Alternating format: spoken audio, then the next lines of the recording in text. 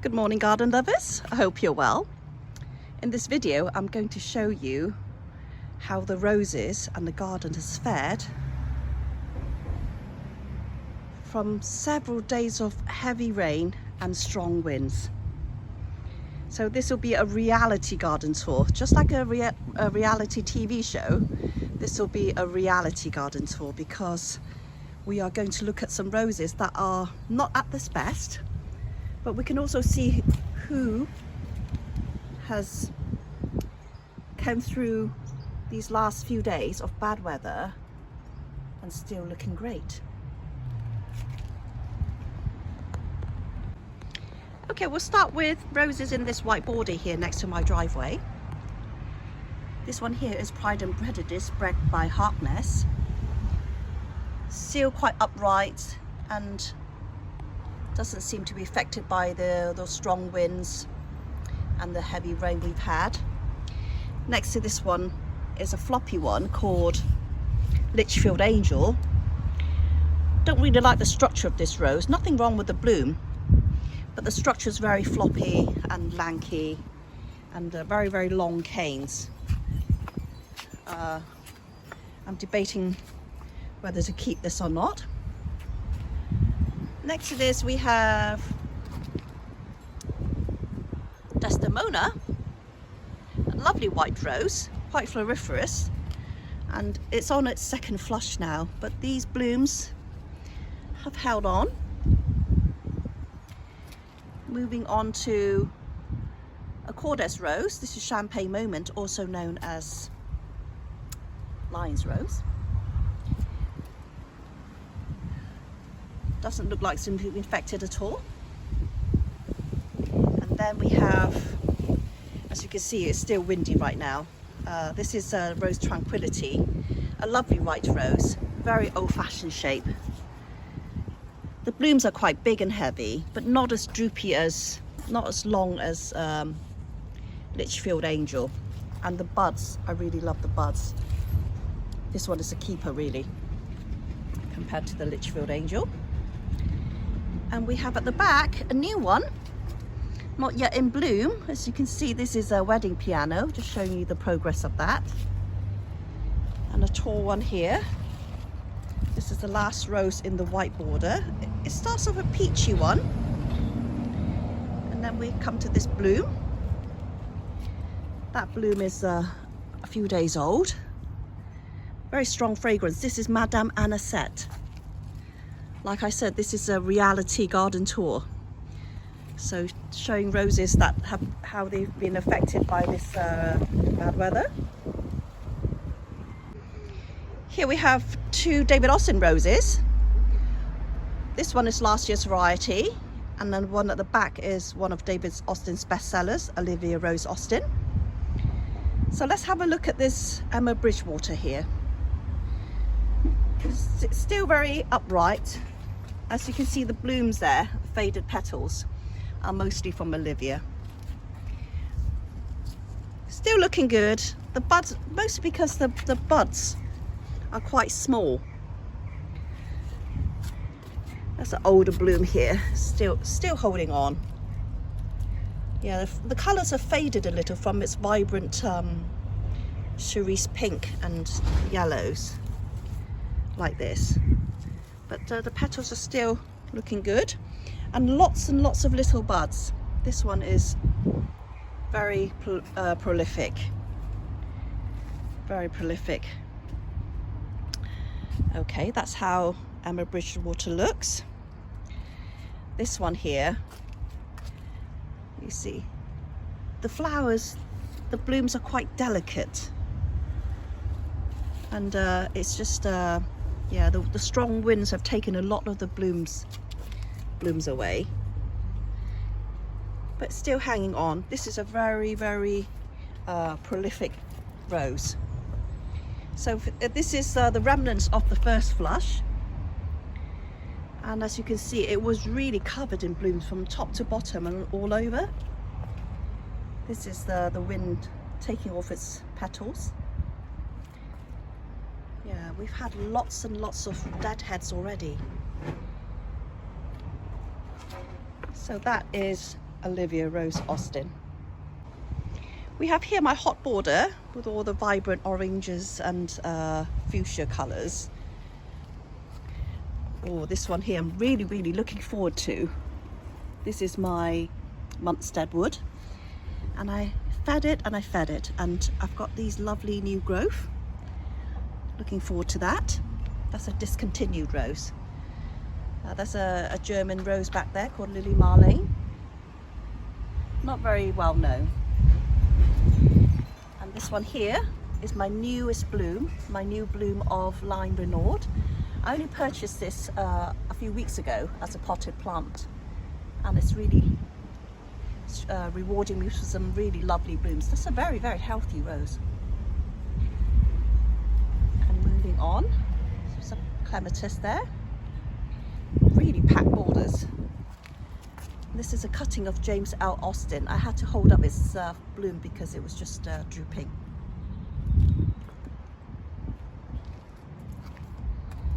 This is hot chocolate.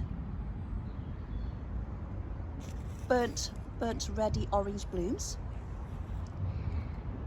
I think that complements well with this I think called Cherryanthus. I'm not quite sure.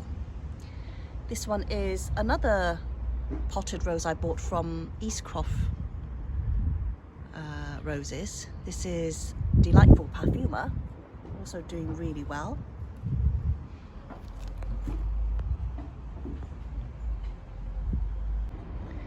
Just to show you exactly how windy it has been, this is toppled over by the wind, and the rain we've had just settled in the seats.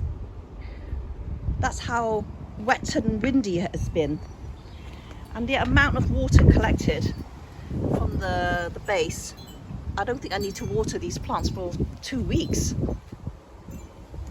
So let me just show you how this cherry tree bed has performed. There's some lovely roses in here. So we'll start with these two rare roses, I keep saying, in pots. This is Distant Drums. We are on the end of our first flush, and there are some coming through. But yeah, it's holding up quite good. Not too bad. So you can see the roses as they are normally, not at their best. This rose here is Princess Charlene of Monaco. The very heavy blooms just leaned over. But yes, you can see the petals are undamaged by wind and rain. Like this bloom has been here for a few days now, and yet it's still quite flawless looking. And then we have my Bring Me Sunshine. Gorgeous bloom. This one is in full sun, and it's looking good. Although the flowers are a little heavy. How gorgeous is that? That is a beautiful yellow. I'll show you the one in shade later. That one was a little bit more paler, but really gorgeous. Gorgeous, very signature David Austin blooms. This one here is Princess Alicia of Phonica. It's the most colour changing rose I have. It's actually a bit of an eyesore for me, because the colours don't actually go with this reddy orange border that I had in mind. Nothing wrong with the rose, but I am going to move it because I don't like the colour that sits in this bed. Oh, that's a cutting of Danahue. The flowers don't last anyway. And oh, over there is Sweet Honey. Let's have a look at Sweet Honey from here. Totally unbothered by all the rain and wind we've had. That's an older bloom, but look at that. Totally unbothered by this. And the one back there, oh, if I can see it, that is Golden Celebration. I've had that for a few years, and it's always a bit struggle for me. The flowers are so heavy, it just droops, so not one of my favorites. Moving on to, this is Lady Emma Hamilton, and the bloom that I showed you several days before it's looking fantastic. Now this bloom reminds me of a bit of the bloom like a rose I'm looking for called Sweet Mademoiselle or Miss Mademoiselle, Mademoiselle Meilland, bred by Meilland. I'm looking for that rose, so when I see it I shall buy it. So this is, the shape reminds me of that. But this one here is a David Austin discontinued rose. I can't smell it at the moment because it's too far in the middle, but this has the most sweetest citrus floral fragrance. Really, really lovely rose. And yeah, it is quite sought after, this rose here. But this one here is available to buy. This is Lady of Shalott. Similar colours, I suppose. This is a vigorous tall rose. Much easier to grow than the Lady Emma Hamilton. But the fragrance is nowhere near as good. Here is a cutting of Grace by David Austin. The petals are very pointed, quite unusual. That's only a baby. And then that one there is Sunny Sky. German roses are very, very healthy. Lady Marmalade. Not a lot in bloom here. This is very glossy leaved one. It's a Meteor.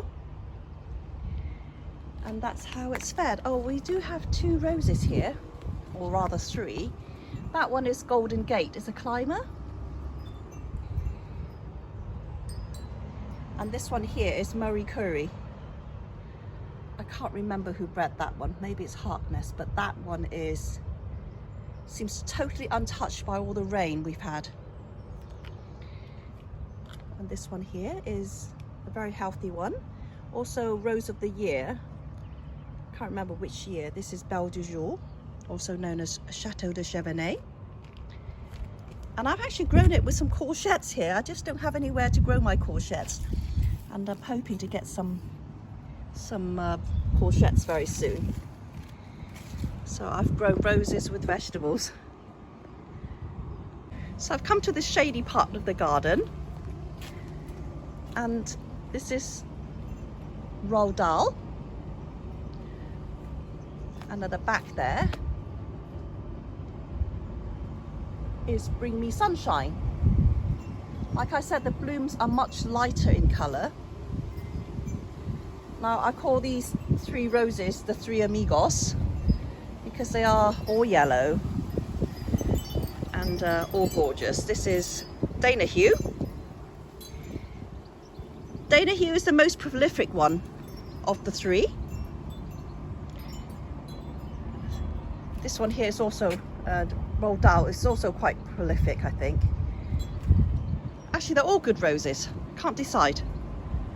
So this is what 3 amigos looks like after several days of bad weather. Okay, let's have a look at my yellow border with accents of blue in it. This one here also looks fine.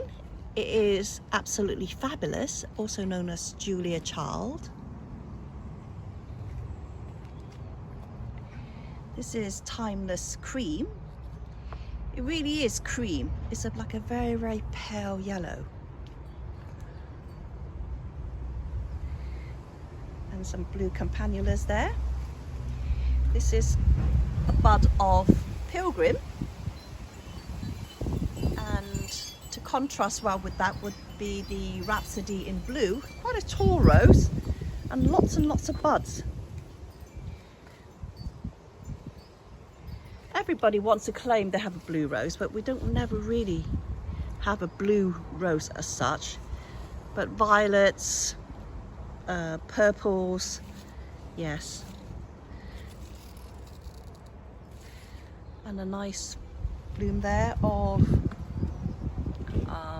the Pilgrim.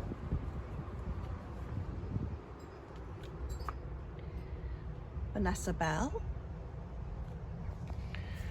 So I'm not going to detail all the flowers, just showing you how each one looks after Looks after the rain that we've had.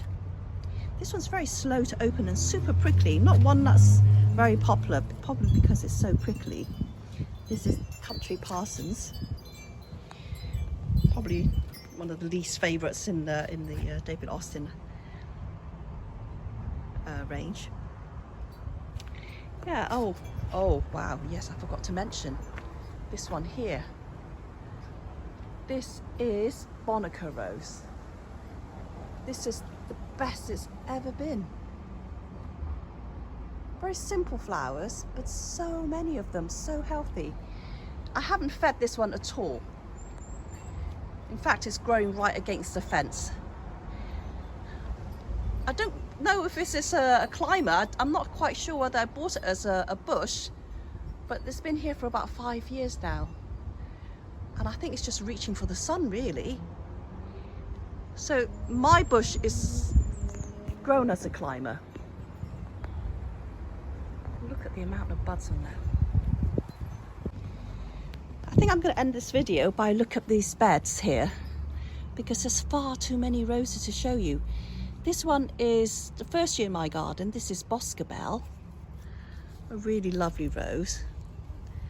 That looks pretty good now. Also, this one is a discontinued David Austin one. This is Shropshire Lad, as a climber, a short climber.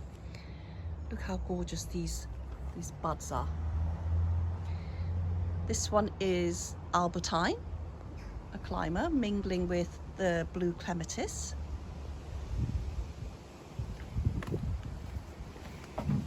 Right, and now we come to, oh wow, this one here has this wow factor. This is Bliss Parfumer, the most amazing fragrance. Do you know what? I think I would have to categorize my roses into A, B and C, because I keep saying it's my favorite. But I think A would be, I'll never be without it. B would be, I'm really so glad to have it. And C would be, I don't care whether I do or not. And there are no D's here because they'll be gone. So this one here is Emily Bronte. Totally huge. As one viewer described this rose, is Emily Brontosaurus. Oh wow. Oh, another bloom of Shropshire Lad, because you don't see this very often. Has a hint of soft apricot and also some pinks inside. And let me see if it smells. Yeah, it's good fragrance. Oh, the sun's come out to say hello. Yep, lovely rose. Yeah, it's so windy I had to remove the cushions from the chair. What else should I show you that's looking great? Oh, this one here. This one is Love Struck. So healthy. And behind that is St. Ethelberger. I tried to grow some roses here, but I've never been successful, and I ended up moving them because they were struggling. Maybe because it's too shady. That is Dance de Faux from my last video. And Florentina. Wow, Florentina. My goodness, look at those buds. Fantastic rose. Intense colour. Wow. Stunning. And look at that. It's like, it's getting out of control. I don't know what to do with that. It's too many canes now, too many flowers. Oops. Oh my goodness, nearly tripped over. Oh, okay, I'm going to say goodbye with this rose because this is my kind of like a resting area for the roses. So I shall say goodbye with this rose that I've got from my brother because he said he didn't have room for her anymore. This is the beautiful Heidi Glum. So there you go. This is how my garden looks after several days of wind and rain. I'll see you soon. Thanks for watching.